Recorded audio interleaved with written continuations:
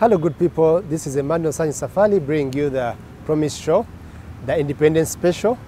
And just remind you last time, whenever you're watching this show, we looked at the birth of modern insurance. Right from the time of the birth of the solidarities, the communities coming together to contribute for their risks, to the time of coming from gambling stage, to the bit of calculation using mathematics, to utilize mortality tables, now to the birth of modern insurance, which actually started with the Phoenix insurance. And that is what we are going to start with.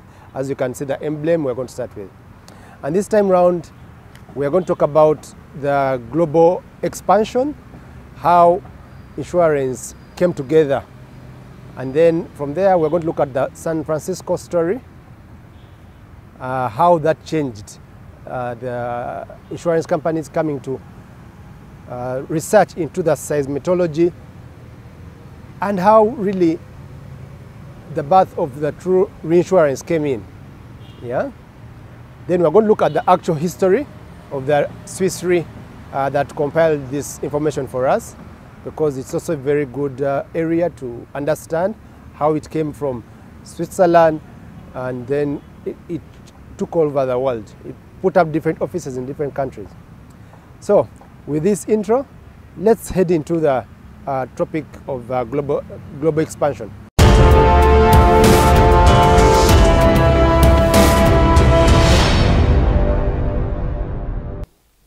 Lisbon earthquake of 1755 is where we had ended last time. Let's look now at the global expansion.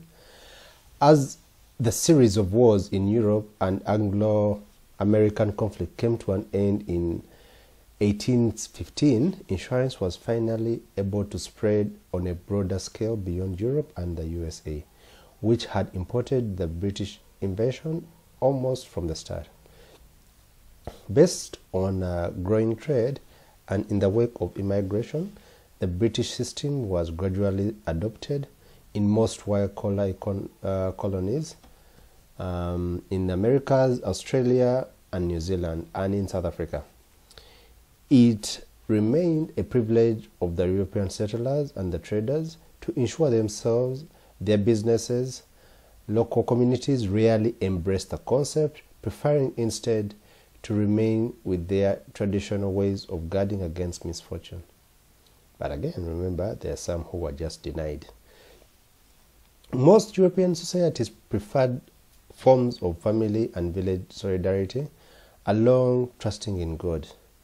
And the Europeans, for their part, initially showed no interest in insuring others. In India, for instance, insurance was restricted to British subjects, as locals were suspected of not being morally fit to withstand the temptations of fraud. Also, they thought they were too big a risk for life insurance on account of their perceived lower living standards. Ironically, the worst risks for life insurers turned out to be the young British officers, who were often more exposed to severe health problems in the tropical climates, the colonies, and they tended to die prematurely. Yet India was to become important and a springboard for the spread of insurance into the Far East. The East Indian Company dominated insurance on the subcontinent, and this was mostly brought by the Dutch people in South Africa, remember, and of course remember Netherlands became a very strong, actually it was one of the first superpowers at the time. Even their currency was used on a global scale because they really embraced insurance so much earlier, and they used it to colonize South Africa and really develop into what they are today. During the Middle Ages, many countries allowed begging for those who had lost their house and goods after a fire. The fire of Bern, Switzerland in 1405 killed over 100 people and destroyed more than 600 houses. Okay, those are some of the examples in history. But underwriting risks there from a London office was almost impossible. since it could take up to 2 years to exchange letters with India. Can you imagine 2 years of getting a document? So it's unheard of. So that is a bit of history. And the alternative was to demand higher risk premiums, which prompted agency houses in Calcutta to set up their own insurance, thereby bringing the business further into Asia. Let's look at also Singapore in 1850. From the early 19th century on, Singapore was to become one of the most important trading hubs in Asia. As such, it contributed much to the spread of insurance into East Africa. It also became important in the development of the automobile industry. In the late 1880s, the Singapore-based trading company Boste and Company, which had served as an agency for the Liverpool Royal Insurance since 1860, set up the first rubber plantations of the Malayan Peninsula. Okay, let's look also at China. These are the Dutch insurance brokers in Indonesia targeted Chinese businesses as clients. This was an advertisement around 1900 of a broker representing various Dutch insurance companies. From 1819 on, thanks to Thomas Stamford Raffles, Singapore was to emerge as the new hub for trade in the Southeast Asia, and it grew to a gateway for many insurance companies on their way to the Dutch East Indies. In the late 1880s, a Singapore-based trading company, which had served as an agency for Liverpool's Royal Insurance since 1860, set up the first rubber plantation on the Malayan Peninsula. This kind of combined business approach had entrepreneurs or agencies provide insurance to their own and other businesses. In those days, it was common and practiced by large Asian corporations. In the Latin America, insurance was imported on a large scale by European immigrants. The British companies concentrated on trade-related risks, while migrants spread insurance to larger populations. So let's look at also this is the German Chancellor Otto von Bismarck introduced social security programs in 1880s. German system was the first of its kind in the world. Old age pensions, accident insurance, medical care, and unemployment insurance were afterwards soon introduced throughout the world. So as you can see, this is now global expansion, but different countries had their different dynamics. Often, such companies were based on mutuality, albeit with more modern ways of operating than the traditional friendly societies. The spread of personal insurance was mainly a consequence of the massive migration from Europe that took place in the 19th and 20th centuries. With growing national concerns over the domination of the British, many Latin countries later resorted to legal reforms designed to protecting local insurers against foreign companies. Many countries that saw a large diversity of local insurers soliciting the business and catering to the different needs of the clients with Italian, Spanish, English, or German backgrounds, often signaling their origin and target segment in the company names such as Anglo-Argentina, Franco-Argentina, or Germano-Argentina. Okay, let's look at some of these other archives in history. India, with its long tradition of trade, had a history which goes back several millennia. Early forms of insurance can be dated back to the 3rd century BCE. In the late 18th century, British insurance companies operated on the subcontinent through agency houses. In 1818, a Scotsman founded the first modern insurance company to be incorporated in India. Indian agency houses helped spread insurance further into Asia.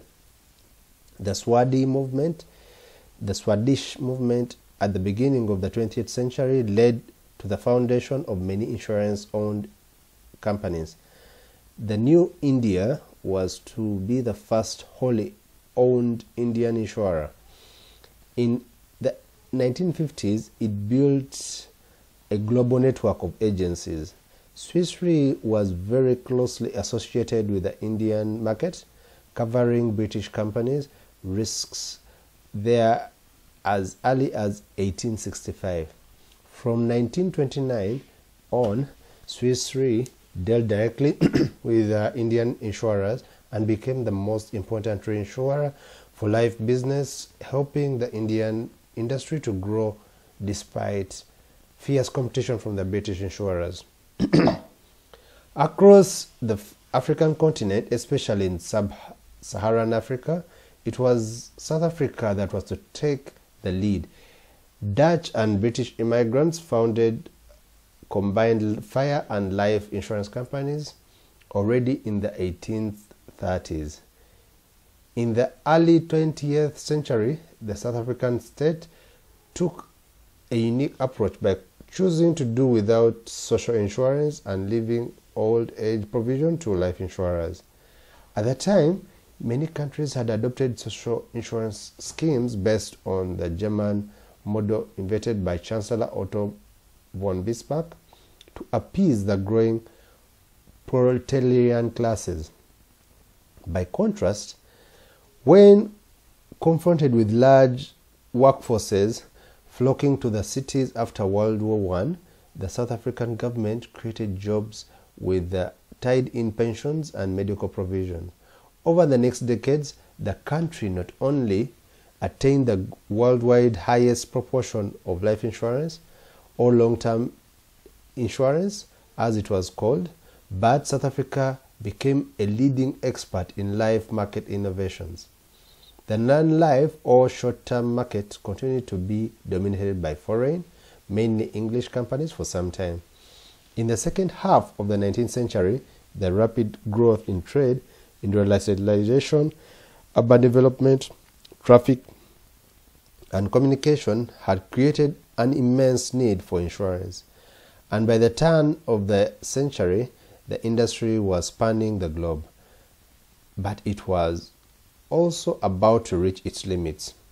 So let's look at some of the pictures. This was immigration as an important means to export the concept of insurance, while property insurance was mainly exported by tradespeople. Life insurance companies were often founded by immigrants who coped companies they had left at home. Often these were based on mutuality and reflected the origin of the founders, targeted clients in their names, such as the picture of the Germano Argentina, which also practiced mutual help in the help of motorists' assistance. So you can see some of those vehicles or tow trucks that were branded that way at the time. Cape Town in the early 20th century, South Africa took the lead in developing insurance in Africa. This is also insurance in East Europe. Was flourishing at the turn of the 19th and 20th century. Many Eastern European countries had started founding local insurance companies in the second half of the 19th century. In many markets, such as Poland, early forms of fire insurance can be traced back to the 16th century. Early Eastern European insurers were active on the world stage, such as several Bulgarian reinsurers who operated in the US market in the early 20th century. Romania, which at the time was the center of Europe, attracted investors and competed with many Western countries. The first Romanian insurance company was Dacia, which was founded in 1871. All these are examples of the global expansion. Now, look at motto policy of the African Solidarity Insurance in Addis Ababa. This was in 1964. Ethiopia was one of the first African countries which modernized in the 1950s and 1960s. This included a thriving insurance industry. Then insurance in sub-Saharan Africa was for a long time dominated by the colonial powers. Portuguese, French, British, and German traders set up insurance companies mainly in trading posts, insuring their own interests and subjects. The client base in Africa significantly increased with motor insurance. In 1976, African Re, which had founded with the aid of the African Development Bank, started business on an international basis. And some of the coins or signages used then. This is the office of the Sunfire Insurance in King Williamstown in South Africa in 1920s. Then lastly, let's look at the trade stand of the General Accident Insurance in Calcutta in 1921. Both the size and the number of risks to be insured began outstripping the capacities of the insurance industry toward the second half of the 19th century. Traditionally, insurers resorted to sharing risks among each other and reinsuring with other insurers. By implication, if not by design, however, this practice required competitors to grant each other access to their books.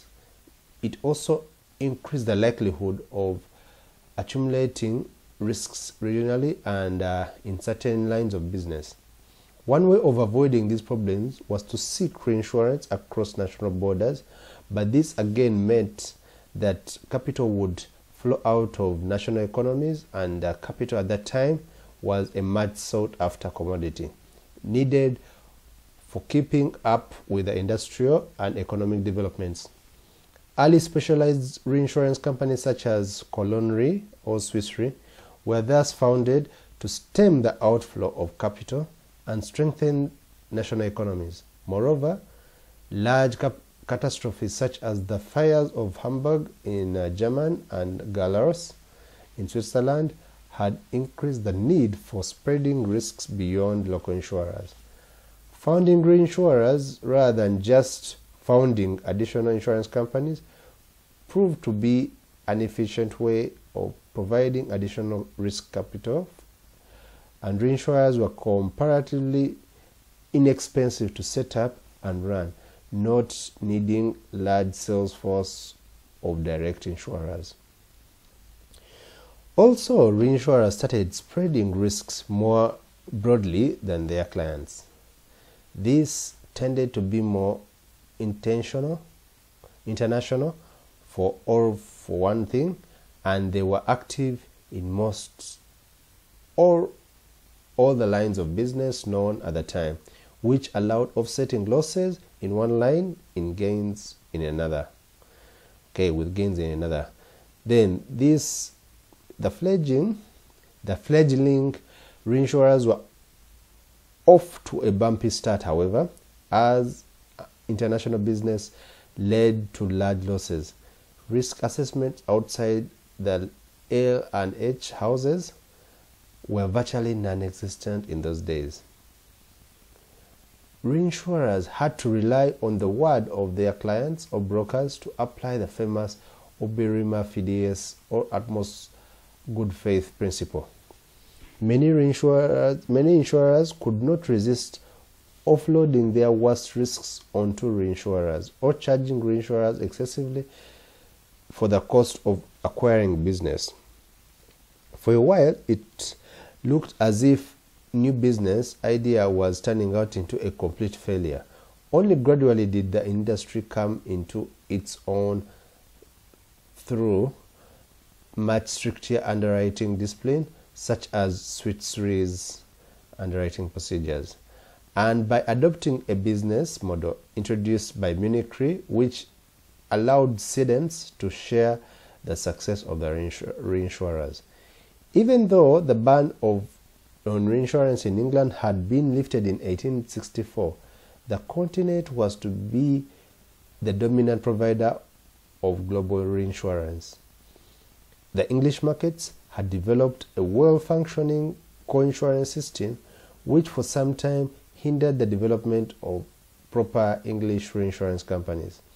This also allowed continental insurers to build a strong presence in, by then, an all-important and still growing US market. It was there that the global market network of insurance and reinsurance was to face its hardest test yet. Wow. Brace yourself. This is SIA. While the first pure reinsurance companies came into existence around the middle of the 19th century, any direct insurers had already been practicing reinsurance for some time, for some decades. Many insurance companies later advertised as both insurers and reinsurers, such as the picture above. This was SIA in Italy. I won't go into the whole description of the word. These are very complicated words and they're a little bit far off, but this is just to show a historical background. This is the galleros after the fire in 1861. This fire is said to have led to the foundation of the Swiss Re. While certainly it highlighted the need for reinsurance, there is no direct evidence in the records indicating that Swiss Re was founded because of the fire. Rather, the founding fathers aimed at curbing the outflow of reinsurance premiums to foreign insurers. Okay, then let's look at the Great Fire of Hamburg in 1842. This was the first large fire to shake the by then already international insurance industry. Many British insurers were faced with enormous losses, subsequently retreated from the German market. The foundation of the world's oldest independent reinsurance company, Colner Rock, or that is Cologne Re, is associated with the Great Fire or Great Hamburg Fire, but also here endeavors to keep reinsurance premiums in the countries appear to have been at least as important for its foundation. So we have listened into the global expansion and the growth of reinsurance generally all over the world. The first one being Hamburg reinsurance. Now let's look at generally the topic of San Francisco, because San Francisco story, that earthquake in 1906 changed a lot of the insurance world. And for the first time in the world history, all the companies in the world came together to pay that single claim. So listen to this very interesting and intriguing history and know why insurance today, even when people are talking about oil companies not utilizing insurance companies outside, we still have to utilize reinsurance, because once a calamity, a big catastrophe like the earthquake that happened in San Francisco, you will see why it's important for people to come together. The earthquake shook down in San Francisco hundreds of thousands of dollars worth of walls and chimneys, but the conflagration that followed burnt up hundreds of millions of dollars worth of property. There is no estimating within hundreds of millions the actual damage wrought. The start of Jack London's article in the Collier's weekly issue of May 6, 1906 directly points to the biggest problem confronting insurers and reinsurers in the aftermath of the catastrophe: the conflagration that caused the so far biggest ever loss in the insurance industry. Fire following earthquakes had been excluded from many insurance contracts, but the scene of devastation made it impossible to determine whether the fires had been caused directly by the earthquake. A heated dispute arose in the insurance industry far beyond the US, as companies from almost the entire insurance industry world had a share in the losses. Should insurers pay even if it was clear that there was no legal obligation to do so? In most of the cases, it was impossible to prove how the fire had come about. However, and eventually, insurers started paying out regardless of the wording of their clauses. The bankers and the businessmen had already set up about making preparations to rebuild the San Francisco, noted Jack London at the end of his article. Only 3 years later, the city was to be rebuilt with the help of a largely foreign insurance industry.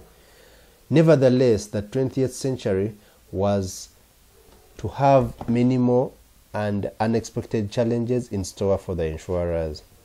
Okay, this is in 1906, only 4 months after the San Francisco, the Chilean city of Valparaiso was hit by a severe earthquake, killing almost 4,000 people, more than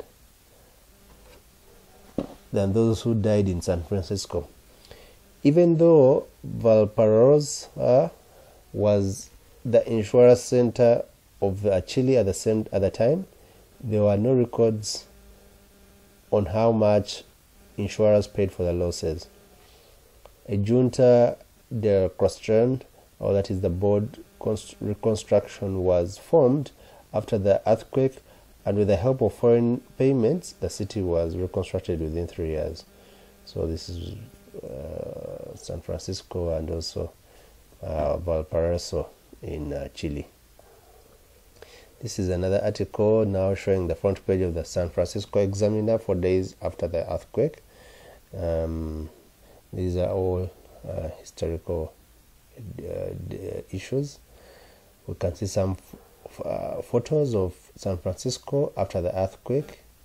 You can imagine the devastation. All those buildings, high-rise buildings, came down, and then within just 3 years, there are two other photos which show you how it was reconstructed 3 years later, and it's still a marvel up to now, though it still has challenges of the earthquakes, and it is a center of seismology.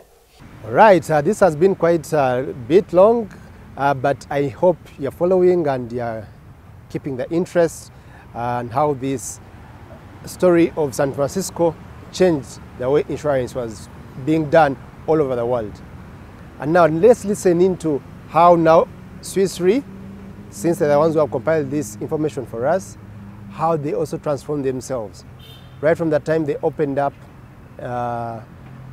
in the early 1900s, 1906, to where they are currently are, as per this history that we did, that was like 2012.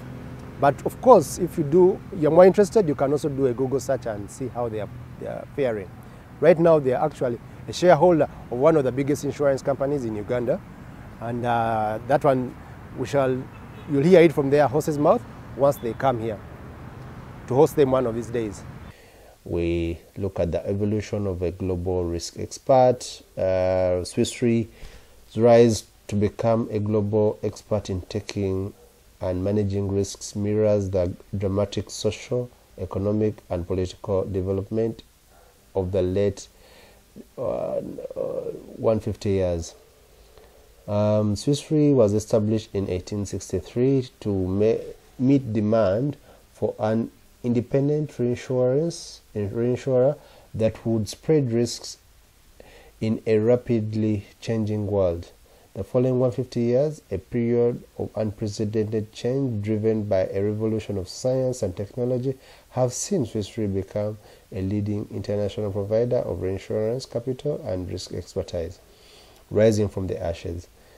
Rapid industrialization and urbanization throughout the 1800s were creating concentration of risks, requiring insurers to diverse their exposures.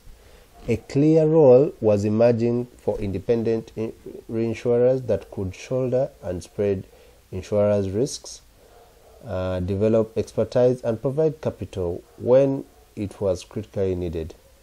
The world's first dedicated and independent reinsurer, Colon Re, was established in the aftermath of the Hamburg Fair in 1852. We looked at that. Swiss Re was to be the first such company outside of Germany.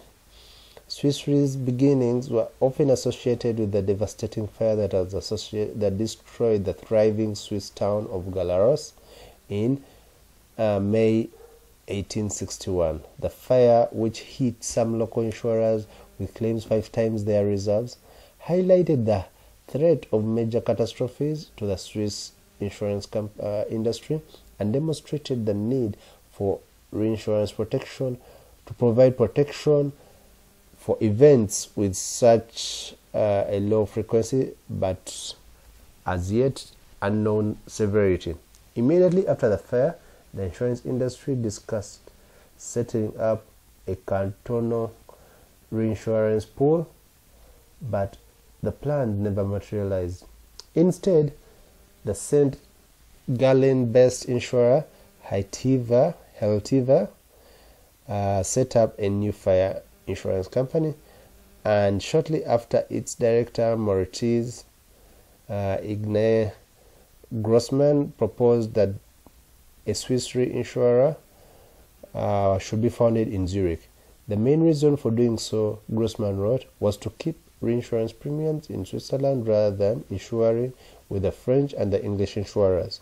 The Swiss reinsurance first opened its doors in Zurich in December 19, 1863, with Swiss francs 6 million of share capital raised from a diverse group of investors, including 2 Swiss banks. So those are the offices where you're seeing the red dots in 1983. Then we look at Giuseppe Joseph Besso, that was in 1839 to 1901. One of the first founders. He was a brother of Marco Besso from Trieltisa, director of Generali Insurance. Giuseppe Besso was the general manager of Swiss Re from 1865 to 1879. Then we also see Charles Simon. This was 1862 to 1942. He was the general manager of Swiss Re from 1900 to 1919, and later the chairman of the board of directors. Then let's look at also Erine Julianmann, the first Swiss general manager, his one, and then later chairman of the board and honorary chairman. Then lastly, we're seeing Moritz Igno Grossman from 1830s to 1910. He was a director of Helvetia Insurance and founder of the Swiss Re. Fundamentals of success of this company, we are seeing their early leaders established the sound principles of reinsurance that have been followed by successful generations of Swiss Re managers ever since. From the very start, Swiss Re was to be an international reinsurance company that spread risks, its risk geographically, built strong client relationships, and developed access to diverse capital base. The early years were difficult for Swiss Re, and reinsurance was a new concept that lacked the sophisticated risk management tools of more modern times. The primary insurance market was far from transparent. As a consequence, the client relationships had to be rooted in trust and in utmost good faith rather than the knowledge and facts. In these fast changing years, Grossman turned to Giuseppe Besso, a member of the famous Besso family, associated with the Italian insurer Assicurazioni Generali. Besso accelerated Swiss Re's international diversification and continued to build the company as a financially robust and independent reinsurer. Diversified from the start, Right from the start, Swiss Re had an international outlook, with only 2 of its 18 early contracts written within with Swiss insurers. By the turn of the 20th century, Swiss Re was already reinsuring risk in Europe, the US, Latin America, Russia, and Asia. It was also beginning to establish a global network, opening an overseas office, and looking to underwrite directly in key international markets. The reinsurer also looked to spread risk across an increasingly number of lines of business. First marine insurance in 1864, the first life reinsurance policies in 1865, an accident and health contract in 1881, and then the motor reinsurance in 1901. So you can see how this was spreading and along the different years. So the very first ones were the fires. Later they went to health insurance, and then lastly was the motor insurance in 1901. So it was relatively the last one. The form of reinsurance company contracts also evolved. In 1890, Swiss Re underwrote its first excess of loss contracts, a type of reinsurance that pays claims above an agreed level of losses, rather than a proportion of an insurer's loss. This change in approach would enable reinsurers to focus on the less frequent catastrophic risks. In sense, the modern age of reinsurance had begun. Wow. So excess, or what we call deductibles, all these were introduced much later. They began changing. Then catastrophe losses. The first decade of the 20th century were marred by the growth in both international exposures and single large risks, demonstrated by the Spanish flu epidemic in 1918 that led to a Swiss franc 1 million loss for Swiss Re, and by the sinking of the Titanic in 1912, also insured by the Swiss Re. Wow. However, it was the catastrophic 1906 San Francisco earthquake that was to be the insurance and reinsurance industry's wake-up call. The earthquake and subsequent fires that swept through San Francisco was a market-changing event.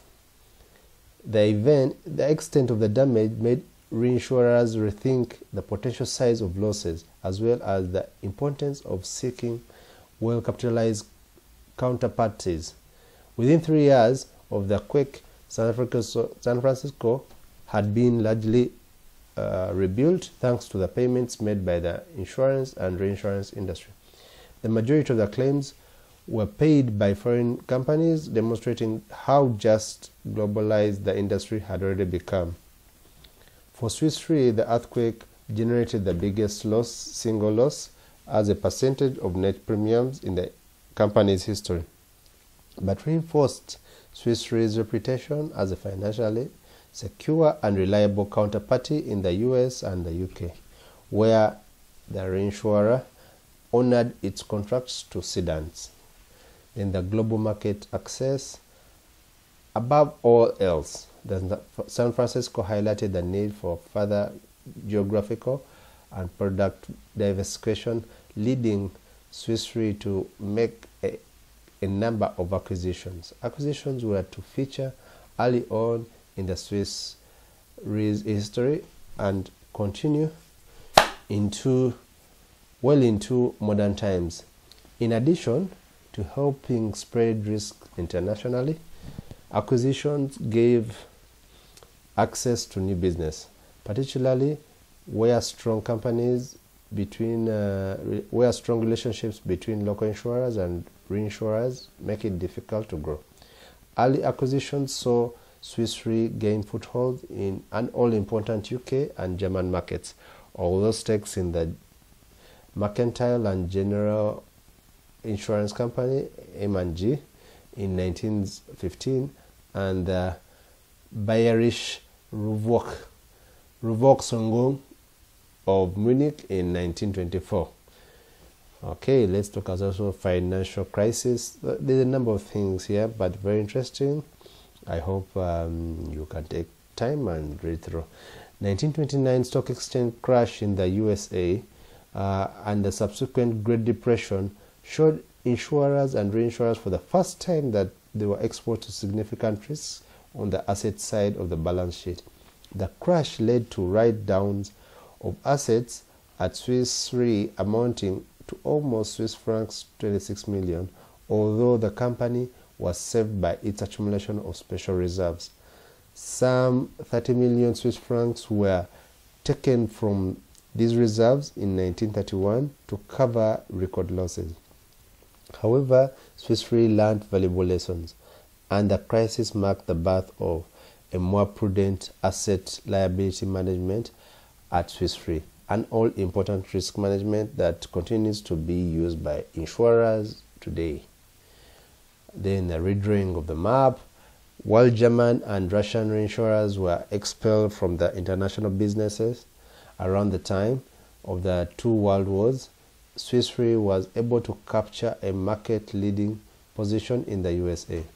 However, the radically different world that would emerge after the Second World War constrained insurers' ability to spread risks. A number of markets were now off limits, with those in Central and Eastern Europe slipping behind the Iron Curtain. Others, such as Brazil and India, became state-owned. At the same time, the other markets were enjoying a boom in consumer spending, leading to higher concentrations of risk in markets in the US and Europe. Swiss Re continued to seek geographical and product diversification, developing a leading presence in markets, new markets including Canada, Australia, and South Africa, and then Asia. And then let's look at post-war boom, the technology boom and growing concentration of risk in mature markets after the Second World War led to growing demand for risk management, as well as greater expertise from insurers and their reinsurers. In response, Swiss Re looked to share its risk expertise through training and communication, a key part of the reinsurer's business culture brand ever since. It opened the Swiss International Training Center, SITC, in 1960 to provide technical training, particularly to insurers in emerging markets. Swiss Re's Sigma unit began publishing its trademark economic research in 1968, and the unit continues to generate some of the most valued data and analysis available on the international market. Interesting. Focus on core business. In response to the growth in risk management and the trend towards greater self-retention in the 1980s, Swiss Re began expanding the service offering, acquiring insurance services companies, as well as increasing its participation in the primary insurance market. However, although dependent on each other, Swiss Re discovered that the actual management of a primary and a reinsurance company had little in common. In 1994, a new management team refocused the company's operations, backed on reinsurance, reinvesting the proceeds from the sale of its primary insurance businesses, in addition to its strategic goals of becoming the world's largest insurer. Growing catastrophes, exposures, and its an increasing complex and globalized risk landscape were beginning to drive demand for large, well-rated managers of capital and risk. So this is an example. The first Swiss Re signed its first reinsurance contract with Helvetia, one of its founding companies, in 1863. That was one of the first ones. Then the company's articles of association were approved on 19th December 1963, and signed by the famous Swiss author Gottfried Keller as a clerk of the canton of Zurich government. Okay, so more history. Yes, a little bit dragging, but quite significant in the generation of insurance that we see today. So Swiss Re sought to grow its life business, reinsurance businesses, headquartered in London, and develop its insurance-linked securities offerings. It also developed its direct corporate insurance unit and further globalized its non-life reinsurance operations. In the 1970s, Swiss Re had been one of the first reinsurers to recognize the importance of emerging markets. In most recent years, it began opening offices in key markets, seeking to build strong relationships and expertise through a local presence. Swiss Re obtained licenses in Korea in 2002, China 2003, and Japan and Taiwan in 2004. During the 1990s, Swiss Re took on much of its current corporate form. It adopted a single brand operating from one global capital base, providing the highest levels of financial strength, expertise, and tools to clients while remaining attractive to a wide range of capital providers. New risk frontiers. Following Hurricane Andrew in 1992, which was the largest insurance industry loss at the time, Swiss Re began working with Swiss bank Credit Suisse to develop alternative financial and risk transfer solutions. The developments in actuarial modeling and a new growing interest in hedging risk in the 1980s led Swiss Re to explore developments in capital markets and bring new financial products to existing and new clients. The growth in Swiss Re's financial products businesses helped forge lasting relationships between reinsurers and capital markets that had not really existed before. A new era was beginning, and the capital markets had been opened up as a source of additional complementary capacity. Innovative products were also being developed, including some of the first insurance-linked securities and public-private partnerships, PPPs. Let's look at Swiss Re's first office on the first floor of Schoberglass 1, that is plot 1 in Zurich, house in the middle. You can see even other companies like Prudential and other companies. We're on that building in Zurich.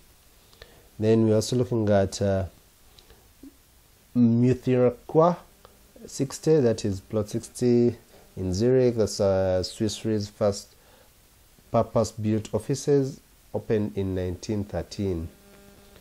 Then lastly, we're looking at Swiss Re's new office at Muthirqua 50 in Zurich, as planned for 2017. Because remember, this is something that was put up in 2012, so 5 years later. So it's just a Google search that you can see how it's looking right now. Market consolidation and expansion.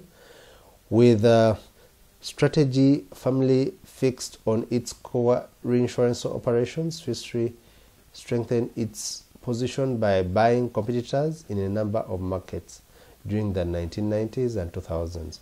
The company made a series of acquisitions in the life reinsurance market between 1995 and 2001, mostly in the US, but also with the acquisition of M&G. Those acquisitions form the basis of Swiss Re's life and health, the company's global life reinsurance business centered in London, which includes Admin Re, an operation specializing in the acquisition and administration of run-off business. Swiss Re's largest acquisition was the $7.6 billion deal in 2006 with GE Insurance Solutions, the fifth largest reinsurer at the time. The transaction reinforced the reinsurer's leading position in the US reinsurance market, but also in other markets such as the UK or Germany. Challenging times. The opening decade of the 21st century was challenging for the global reinsurers and reinsurers, including Swiss Re. The terrorist attack of the World Trade Center in 2001 not only cost 3,000 lives and billions of dollars in property damage, but it also changed insurers' thinking about the possible size of the losses and the interconnectivity and accumulation of seemingly unrelated risks. Swiss Re in London underwrote half of the $3.5 billion coverage of the World Trade Center, and the insurance claims from the attack contributed to Swiss Re's first net loss since 1868. It took 5 years before a New York jury ruled in favor of Swiss Re and other insurers in the largest insurance litigation ever, confirming that the attack was one event and not two, as the owner of the World Trade Center had claimed. The first decade of the 21st century put into question the insurability of some large risks. Hurricane Katrina, which produced the highest damages of any natural disaster in history, cost Swiss Re $1.2 billion. Although it demonstrated the resilience of the industry to absorb the devastating losses within 6 years, the toll of the 2005 hurricane season was equaled by a string of natural catastrophe events in the Pacific region. It started with floods in Australia, a sequence of earthquakes first in New Zealand and later in Japan, followed by a tsunami, and a year finished with yet another flood in Thailand.